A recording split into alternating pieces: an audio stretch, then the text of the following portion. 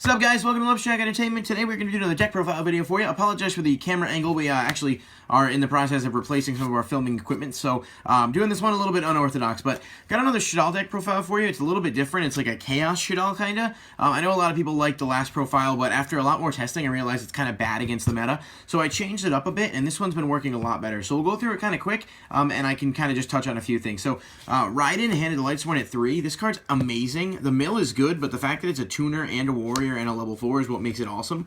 It's able to speed up your plays a lot, which is something that the deck needs to be able to compete. And you can go into synchros like Colossal Fighter and Scrap Dragon, things like that. Colossal Fighter gets a boost because it's a warrior, so you can beat into the Cosmos spaceships and stuff like that with it. Triple Shaddoll Beast. Kept this at 3 because the draw power is way too good. The fact that you can also revive it with stuff like Soul Charge and Call the Haunted makes it awesome. Double Hedgehog. Still playing the fusion spells and stuff, so being able to search him is good. Hedgehog was never really necessary at 3 anyway. In this variant of the deck. 2 Squamata. So I'm aware this one could get a little bit of criticism because a lot of people say you need 3, but I'm also adding a bunch of stuff that mills, like the triple Raiden and stuff, so you don't automatically need them, and it can be a dead draw because the popping targets and a lot of things can get around targeting. So I'm playing it at 2 for now, but of course the option to put it back to 3 is always there. 2 Falco. Amazing card, tuner, can bring stuff back. I did cut it down to 2 for now. Thinking about bumping it back up to 3 depending on how well it tests against some better decks. I do have one in the side deck for now, but it's kind of irrelevant. It's just one of those things where I'm like, oh, how do I fit it in? So yeah. And then 2 White Dragon Wyvern Burster and 2 Black Dragon Collapse Serpent. These are new in terms of the deck. They used to be played in the original variant of the deck before the deck got hit, and then people changed it, whatever. Basically, it lets me have a rank 4 engine, and it also lets me just kind of spam the field to do a lot of damage.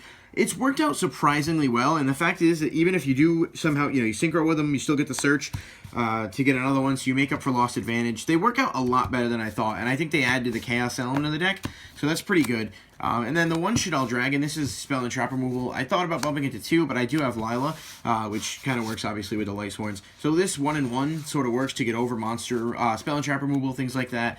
Vanities, Spell Fragrance, whatever. They're good for what they do. The 1 BLS, it's Chaos, obviously you don't, you want to play that. 1 Mathematician, really good. I would play it at 3 if I could, but obviously you can't. And it kind of goes hand in hand with Felice. Felice can be a bit of a dead draw, but I play Charge of the Light Brigade. You can mill it with Raiden. It's also a tuner, also 2,000 defense, and it's monster removal, so it's got all sorts of different things packed into one card. Makes it really powerful. And then 1 Glow Up Bulb, 1 Dandelion, 1 Archfiend Eater of Nefariousness. These are all Earth, so they're really good for Shekinaga, which I said is like a really good card. Glow Up Bulb obviously also lets you make Naturia Beast with Carbonala Warrior if you use that offensive diffusion. Dandelion is just really good because of the tokens that it generates, and again, the fact that you can use it for fusions. And Archfiend Eater of Nefariousness, I thought about dropping this and putting something in its place, but I haven't really decided what yet. The fact that you can mill it and then bring it back from the grave is good, and it's also a force you can sync with Bold to make Naturia Beast, which is another reason I keep it in. Really good first turn card against Pepe. So yeah, that's it for the monsters. For spells, 2 Charge of the Light Brigade. It is at 3, but like I'm only playing 5 Lightsworn, so it doesn't make a whole lot of sense to play 3 of them when it's a 3 to 5 ratio. But really awesome card. It's a shame the mill is not an effect; it's a cost, but it still speeds up your play, gets a bunch of stuff engraved, so it's really good. 2 MST spell and trap removal. You got Lila and Shaddoll Dragon as well. As far as the fusion spells, 2 Shaddoll Fusion, 1 El Shaddoll Fusion. I would probably go 2-1 if this wasn't limited, but it is. I'm not playing any more than this because you obviously have other elements of the deck to focus on, like milling and stuff, and you can recycle them. So if your opponent does like Pendulum Summon a bunch and the stuff from the extra deck, you can make Shekinaga sending Dandelion and stuff from deck to grave. Just all around, obviously, really good cards, and, part of the reason that makes it also good. And then the 1 Instant Fusion, obviously, for an Odin, but I think about bumping, like, Carbonala Warrior in there, too, so you have ways to make Naturia Beast turn 1 a little bit faster. So that's one thing I was thinking about doing. 1 Soul Charge, 1 Foolish Burial, 1 Allure of Darkness, and 1 Book of Moon. All just kind of like the one-of limited spells. Obviously, they're all good without, explanation. Book of Moon is really still good in this deck because they're all flip effects. I'm not playing Regeki because I do have a lot of other ways to remove stuff, but it's definitely one of those cards that if you wanted to play it, you could.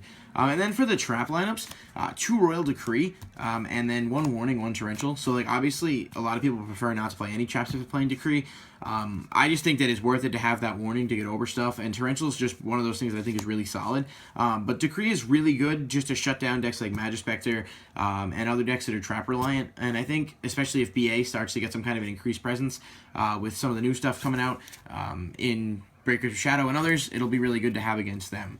And then for the extra deck, The one Nodin, Instant Fusion, obviously it brings back all sorts of stuff. It's also a water target, but I'm not playing an Oeatalis in this variant of the deck. 2 Winda, still keeping this at 2 because it's just so good against decks that swarm and pendulum heavy, and plus it's dark and obviously can't be destroyed by card effects. 2 Shekinaga, card's amazing. 3,000 defense, sits on a wall, can negate special summon monsters, so things like Ignister Prominence and whatnot can't get over it. It's just probably the best Shaddoll card they have right now, to be honest. And then for the rank 4s, we have Shark, Dark Rebellion, Cowboy, and Daigusto Emerald. You really can swarm a lot of rank 4s in here, so you could also play Castell, which, you know, I'm just playing Emerald in place of it, but you can kind of switch that if you want to. Not to mention it just gives you a little bit more versatility. Emerald's obviously good for recycling stuff, especially if you mill maybe something like BLS that you don't get a chance to summon. And then Cowboy, Rebellion, obviously Shark are good for what they do. And then as far as synchros, Chanbara and Armades for level 5s, both really good. I might drop Chanbara because I have just other things I want to try out in the deck, like Naturia Beast, so that's something I might do. The 1 Goyo Guardian, don't go into 6 as much, but in the instance that you can, it's good to have. 1 Black Rose, Field Nuke, and we do run a couple plants, so you can do that other effect too.